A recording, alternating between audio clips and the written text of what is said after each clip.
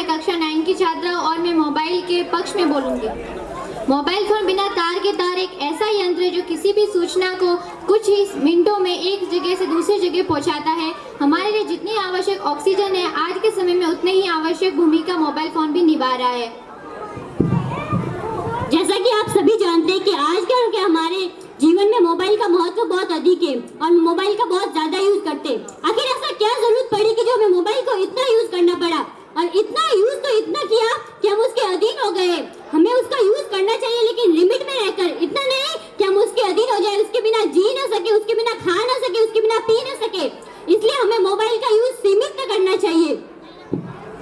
जैसा कि हम सभी को पता है कि हर सिक्के के दो पहलू होते हैं, सकारात्मक, नकारात्मक। ये हमारे ऊपर निर्भर करता है कि हम उसे किस ओर ढकेलते हैं। हमें कोहे की तरह नहीं, हंस की तरह बनना है, क्योंकि कोहा तो अच्छाई में भी गंदगी निकाल लेता है, तो हंस गंदगी में भी मोती चुग लेता है। ये इंसान पर निर्भर करता है कि वो मोबाइल का किस प्रकार और कितना यूज करता है।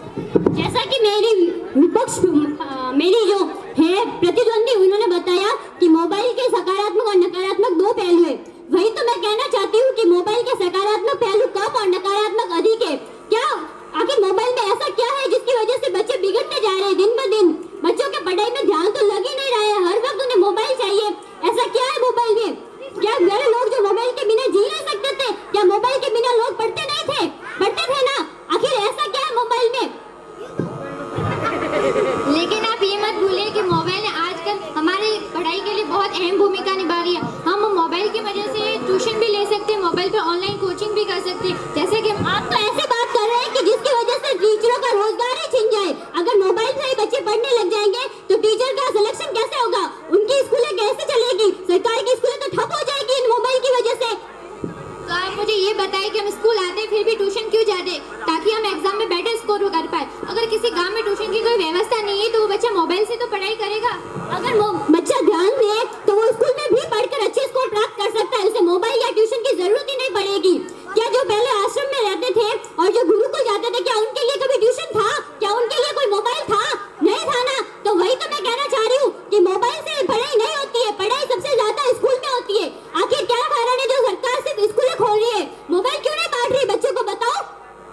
तो स्कूलें खोली तो बच्चे स्कूल आने के बावजूद भी फेल क्यों होते? उनके कम नंबर क्यों आते? इस पर आप क्या कहेंगे? वही तो ये कारण है कि मोबाइल की वजह से उनके कम नंबर आते हैं। जब वो घर जाके इंस्टा और स्नैपचैट और ये वगैरह वगैरह, व्हाट्सएप, ट्विटर, ये सब देखेंगे तभी तो उनके कम नंबर आते हैं और वो फेल हो जाते हैं। अगर वो पूरा की तरह पढ़ाई में ध्यान देंगे और अदर एक्टिविटीज, स्पोर्ट्स वगैरह खेलेंगे तो उनका जीवन सुधर जाएगा। वही तो मैं कहना चाह रही हूँ कि मोबाइल एक नकारात्मक चीज है।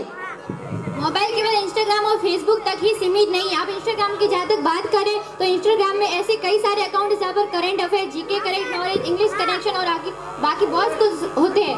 इन सब चीजों के लिए तो बड़ी बड़ी कोचिंगें भी खुली हुई है। जरूरत क्या है कि इंस्टाग्राम पे ही पढ़कर हम आईएएस बन जाए? क्या आईएएस के लिए दिल्ली में कोचिंग नहीं है? क्या डॉक्टर के लिए एलन गोटा नहीं है? तो फिर हमें क्या जरूरत है कि मोबाइल पे ऑनलाइन कोर्स लेके पढ़े? क्या आप वहाँ पे जा नहीं सकते हो?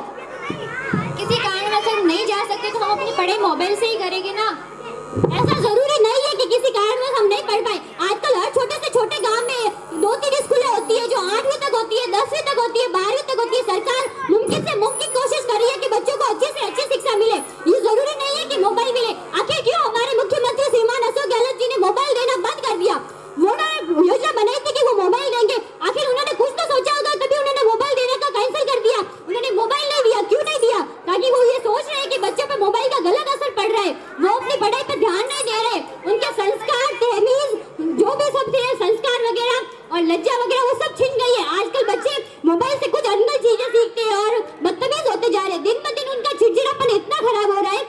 मोबाइल से निकलने वाली खतरनाक जो ब्लू लाइट होती है, उससे आंखों में कैटरेक्ट जैसी बीमारी हो जाती है। क्या ये आप ये समझते हैं कि हमें बीमार होकर मोबाइल देखना ऐसा जरूरी है? नहीं ना। स्वस्थ जीवन ही सबसे अच्छा होता है, इसलिए मोबाइल का यूज कम से कम किया जाए।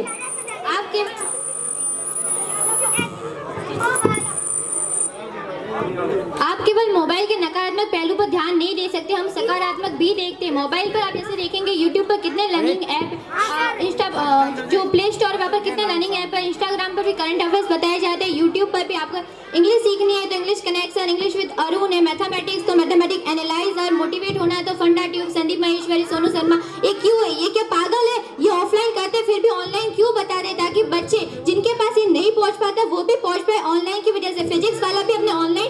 थे। वही तो मैं कहना चाह रही हूँ